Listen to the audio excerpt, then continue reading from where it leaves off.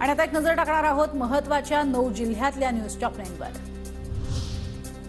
विदर्भात आणखी 2 दिवस गारपीट। खानदेश, मराठवाडा आणि विदर्भातील एकूण 22 जिल्ह्यांमध्ये शनिवारपर्यंत अवकाळी पावसाचा इशारा।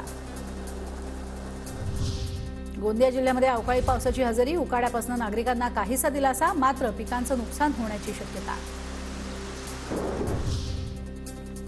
बुलढाण्यामध्ये वादळी वाऱ्यामुळे 2 एकरामधील मका जमीनदोस्त। पंचनामे करून नुकसान भरपाई द्यावी अशी शेतकऱ्यांची मागणी। वाशिम जिल्ह्यामध्ये पाणी टंचाईच्या समस्येत वाढ। जंगलामध्ये पाणी मिळत नसल्याने वन्य प्राण्यांची पाण्यासाठी शोधाशोध। वर्धा जिल्ह्यामध्ये पुन्हा अवकाळी पावसाची हजेरी। पावसामुळे उन्हाळी पिकं धोक्यात। बळीराजाच्या चिंतेत वाढ।